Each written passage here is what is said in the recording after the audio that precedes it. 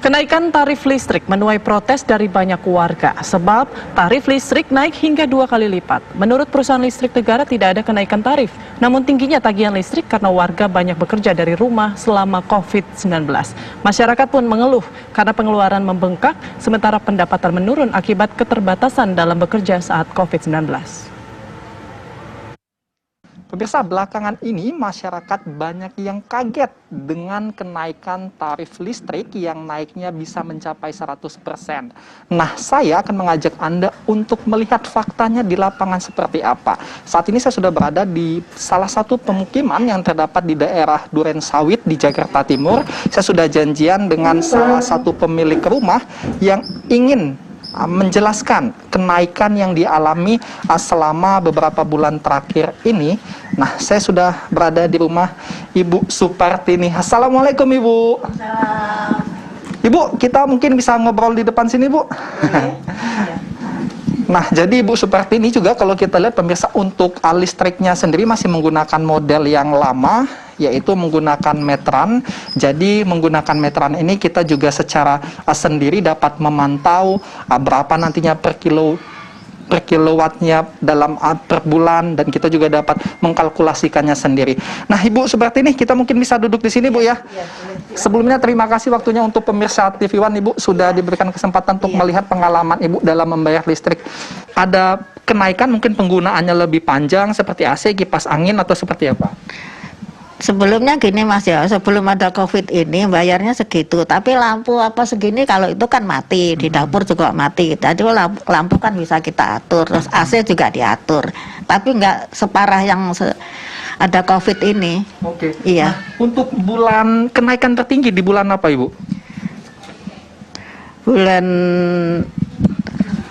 Nah, ini Ibu seperti ini jadi sudah mencatat rekapannya, pemirsa. Ini kalau kita lihat, saya permisi, Bu, ya. Ini yang sudah Ibu seperti ini catat. Jadi kalau kita lihat untuk tagihan PLN-nya pada Januari Februari ini hampir 1.500.000 ya, tapi untuk 2 bulan, sehingga kalau dibagi 2 ya rata-rata sekitar 750. Kemudian Bu, dijelaskan lagi, Bu. Bulan Maret 560 426. Oke. April 665 600. Oke. Mei ini yang melonjak tinggi nih. Jadi berapa, Bu? 1.122.846. Oke, dan bulan Juni sudah bayar, Bu, bulan ini? Juni belum bayar, tapi rekening di itu udah kelihatan. Sudah kelihatan berapa, Bu? 1.100.571.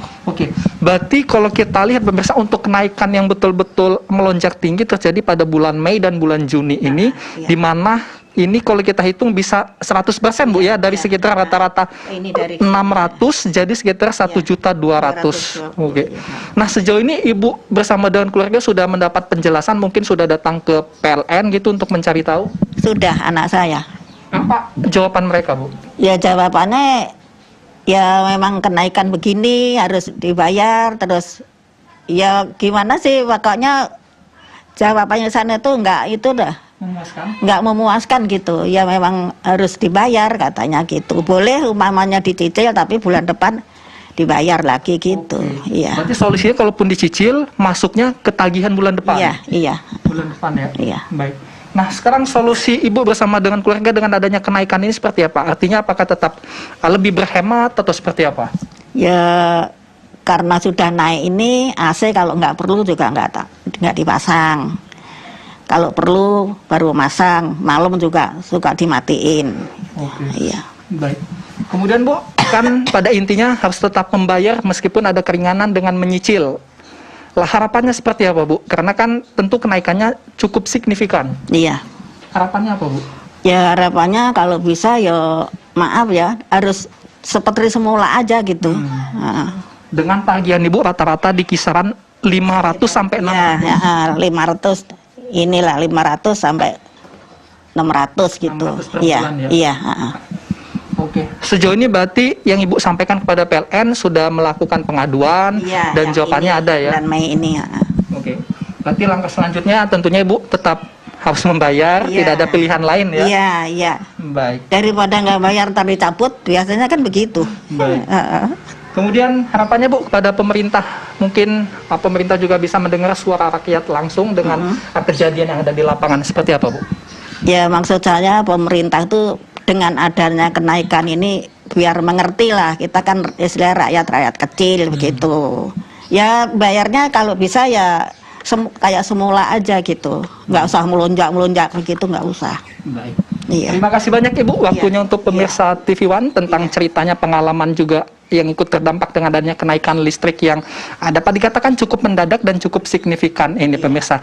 Dan tentunya tadi mendengar suara dari masyarakat, harapannya adalah dapat kembali normal di mana pembayaran tiap bulannya kembali di angka rata-rata sehingga mereka juga dapat menyisihkan sebagian uangnya untuk kebutuhan normal lainnya dan kenaikan ini ataupun permasalahan ini dapat segera mendapatkan jalan keluarnya. Sementara itu yang dapat saya kabarkan dari Jakarta, Yasin Idris, Agung TV One mengabarkan. Ketua Pengurus Harian Yayasan Lembaga Konsumen Indonesia atau YLKI mengkritik kurangnya komunikasi antara PLN dengan masyarakat. Penanganan pengaduan PLN pun dinilai lamban sehingga membuat masyarakat risau karena tagihan listrik bulan ini membengkak. Yang terjadi memang dua hal. Pertama memang adanya pemakaian tagihan listrik yang melonjak karena efek dari work from home, efek dari kita bekerja di rumah sehingga semua aktivitas berbasis listrik dan itu berefek kepada tagihan kita. Kedua, saya melihat memang komunikasi PLN kepada masyarakat terkait hal ini kurang menyeluruh, kurang baik sehingga pesan-pesan yang disampaikan PLN kepada masyarakat terkait dengan masalah ini kurang bisa ditangkap oleh masyarakat sehingga masyarakat berpendapat lain menyangkut ini baik karena dituduh soal kenaikan tarif atau hal-hal politis lainnya. Dan ketiga, penanganan pengaduan di PLN juga kurang cepat sehingga masyarakat semakin risau, semakin marah karena tagihannya harus membayar cukup signifikan kenaikannya, rata-rata antara 50 sampai 200% bahkan lebih. Kalau hanya 30-50% barangkali masyarakat masih bisa terima dengan lapang dada, tetapi ketika sudah sampai 200% itu banyak masyarakat yang menengah bawah yang merasa tidak mampu membayar pada saat itu. Nah, mengapa penyelesaian lambat? Karena dari informasi yang saya terima dari pengaduan konsumen yang masuk ke saya, ke YLKI, karena pertama banyak konsumen yang mengadukan tetapi tidak bisa ditangkap pengaduannya oleh PLN, ya, baik oleh melalui telepon ataupun medsos, tidak bisa masuk, ya. Kalaupun bisa masuk, kemudian penyelesaiannya juga tidak bisa saat itu, tapi harus menunggu sekian hari, misalnya seminggu atau 2 minggu, dan bahkan bisa bulan depan. Ini kan artinya tidak fair bagi konsumen.